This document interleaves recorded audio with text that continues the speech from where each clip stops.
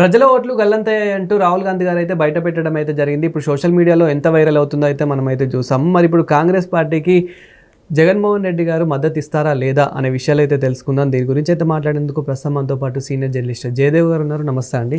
నమస్తే ప్రశాంత్. సార్, ఇప్పుడు రాహుల్ గాంధీ గారు పెట్టిన బయట ఏవైతే పెట్టారో ఇప్పుడు సోషల్ మీడియాలో అయితే చాలా వైరల్ అవుతూ ఉంది. అది ఎంతవరకు నిజం? అండ్ ఇప్పుడు జగన్మోహన్ రెడ్డి గారు దీనికి మద్దతు ఇస్తారా లేదా? యాక్చువల్గా రాహుల్ గాంధీ గారు కొన్ని ప్రూఫ్స్తో సహా చూపించారు, కొన్ని దాన్ని ఏమంటారు డిస్ప్లే చేసి మరీ ఎక్స్ప్లెయిన్ చేశారు. సో మొన్న పార్లమెంటు దగ్గర ధర్నా కూడా చేశారు. దాంట్లో కొద్దిగా పోలీసులు వాళ్ళని ర్యాలీగా రాష్ట్రపతి భవన్ వరకు వెళ్దాం అనుకున్న దాన్ని పోలీసులు అడ్డుకోవడం, అందులో ఒక తృణమూల్ కాంగ్రెస్ ఎంపీ ఒక ఆమె సొమ్మసిలి పడిపోవడం కొంచెం సీరియస్ ఇష్యూనే జరిగింది.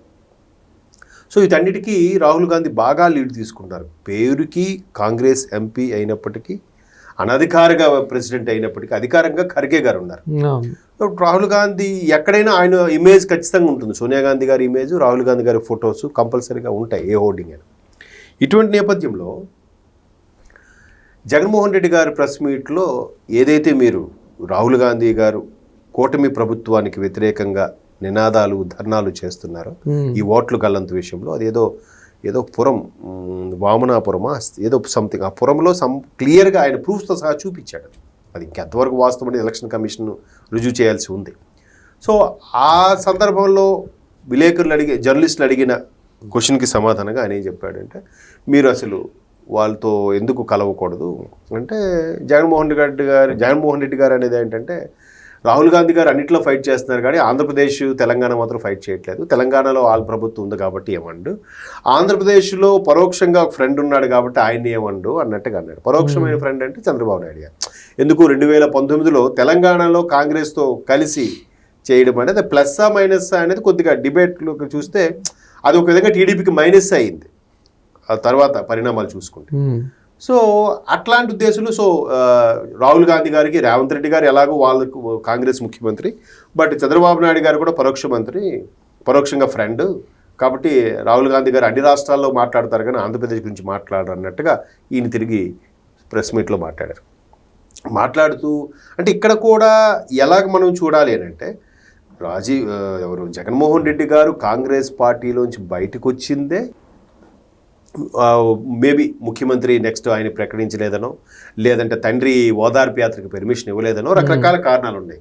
ఆ తర్వాత ఆయన మనీ లాండరింగ్కి సంబంధించి కేసులు ఎదుర్కొన్నాడు, 18 నెలలు జైల్లో ఉన్నాడు, చాలా అవన్నీ చూసాం. సో అటువంటి జగన్మోహన్ రెడ్డి గారు బయటకు వచ్చి కొత్తగా పార్టీ పెట్టారు. అది తల్లి కాంగ్రెస్, ఇది పిల్ల కాంగ్రెస్ అనే వాళ్ళు కూడా ఉన్నారు. సో మరలా ఇప్పుడు వాళ్ళకి ఎందుకు మద్దతుకు వెళ్తాడు? వెళ్ళకూడదు. బట్ ఇప్పుడున్న పరిణామాలు బట్టి ఏది శాశ్వత శత్రుత్వము శాశ్వత మిత్రుత్వం ఉండదు కాబట్టి ఖచ్చితంగా ఎవరో ఒకరు మద్దతు తీసుకోవాలి నేషనల్ లెవెల్ పార్టీలో, అందరు ప్రతిపక్షాలు కాదు. బట్ గతంలో ఇదే జంతర్ మంతర్ దగ్గర జగన్మోహన్ రెడ్డి గారు అండ్ టీం ధర్నా చేసినప్పుడు అక్కడికి ఇండియా కూటమిలో కొంతమంది ఎంపీలు, అఖిలేష్ లాంటి వాళ్ళు కొంతమంది కీలకమైన వ్యక్తులు వచ్చి మద్దతు ఇచ్చారు. బట్ అప్పుడు కాంగ్రెస్ రాలే. మేబీ వీళ్ళు పిలవకపోయి ఉండొచ్చు కూడా, పిలిస్తే వచ్చేదేమో. బట్ ఈయన ఏ పార్టీతో అయితే విభేదించి, ఏ పార్టీతో అయితే ఆర్గ్యూ చేసుకుని బయటకు వచ్చి పార్టీ పెట్టాడో అదే పార్టీతో మరలా ఎలాగ పొత్తు పెట్టుకుంటాడు? చిన్న ఈగోలు, గిల్టీ ఫీలింగ్స్ ఉంటాయి కదా. ఇప్పుడు ఒక విధంగా కాంగ్రెస్ పార్టీ ఆంధ్రప్రదేశ్లో భూస్థాపితం అయిపోవడానికి ప్రధాన కారణం ఒక జగన్మోహన్ రెడ్డి గారిని అనుకోవచ్చు. ఎందుకంటే ఆయన దాంట్లోంచి బయటకు వచ్చిన తర్వాత రాజశేఖర రెడ్డి గారితో ఉండే అనుచరులు, రాజశేఖర రెడ్డి గారి సమకాలికులు ఎవరైతే ఉన్నారో వీళ్ళందరూ కూడా వైసీపీలోకి వచ్చేసారు. సో కాంగ్రెస్ జీరో అయిపోయింది. ఓటు బ్యాంకు కూడా మొన్న షర్మిలా గారి పీసీసీ ఇచ్చిన తర్వాత 100 కన్నా బెటర్గా ఉంది, కానీ అంతకుముందు ఏముంది 100 కన్నా తక్కువ పడిపోయింది ఓటింగ్ పర్సంటేజ్. అట్లాంటి కాంగ్రెస్ మరలా పుంజుకుంటుందని ఎవరు అనుకోలే. మేబీ షర్మిలమ్మ వల్ల మరలా పుంజుకోవచ్చు నెక్స్ట్ ఎలక్షన్స్ కోసమైనా, నెక్స్ట్ ఎలక్షన్ టైంకైనా సరే. సో అట్లాగా అయిపోయిన కాంగ్రెస్ కూడా వీళ్ళ మీద ఒక ఫీలింగ్ ఉంటుంది కదా. సో కాంగ్రెస్ ఎందుకు వీళ్ళని పిలుస్తుంది, వీళ్ళని కలుపుపోతుంది? కాంగ్రెస్కి ఇండియా కూటమికి ఉన్న బలం ఉంది, తృణమూల్ కాంగ్రెస్ లాంటి వాళ్ళు సపోర్ట్ ఉంది, మిగతా నార్త్లో కూడా చాలా ప్రకాష్ సింగ్ బాదల్ పార్టీలు, వాళ్ళ పార్టీలు కానీ చాలామంది పార్టీలు సపోర్టుగా ఉన్నాయి. మరోవైపు స్టాలిన్ లాంటి వాళ్ళు కూడా పరోక్షంగా కాంగ్రెస్కి మద్దతు ఇస్తూనే ఉన్నారు.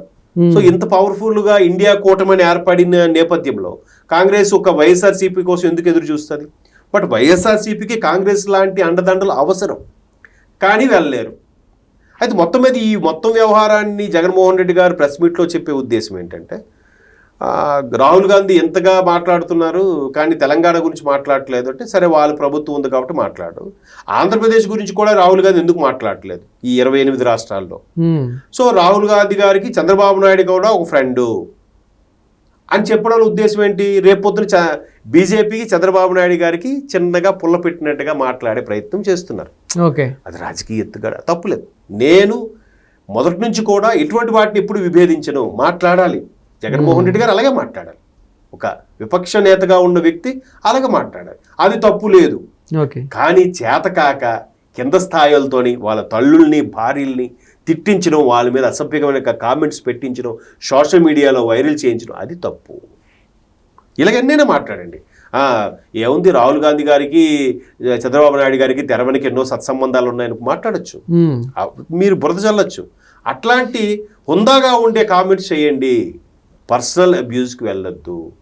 అవును, ఇప్పుడు రాజకీయ నాయకుడిలాగా మాట్లాడుతున్నారు. పోనీ ఇప్పటికైనా ఆ సలహాదారుడు ఎవడో మంచి సలహా ఇచ్చాడు, ఏదో రాజకీయ ఎత్తుగడతో ఇలా మాట్లాడుకోవాలి, లేదు కూడదు అంటే వీళ్ళకి సపోర్ట్ లేదు కాబట్టి ఖచ్చితంగా కాంగ్రెస్తో పరోక్షంగా మధ్యలో ఒక వ్యక్తిని పెట్టుకొనైనా కాంగ్రెస్తో బయట నుంచి సర్కిల్ బయట నుంచి అయినా సపోర్ట్ ఇచ్చేలాగా ఇచ్చుకుంటే, ఒక ప్రాంతీయ పార్టీ కాబట్టి మీకు అండదండలు అవసరం కాబట్టి కాంగ్రెస్ పార్టీతో భాయి భాయి అనుకుంటూ వెళ్ళాలి. వైసీపీకి వెళ్ళకపోతే వీళ్ళకే నష్టం. సో ఇప్పుడు ముందు ఈ సీఎం చంద్రమౌళి గారు ఒక ఇంటర్వ్యూలో చెప్పారండి, ఎలక్షన్స్ ముందు ఎంపీ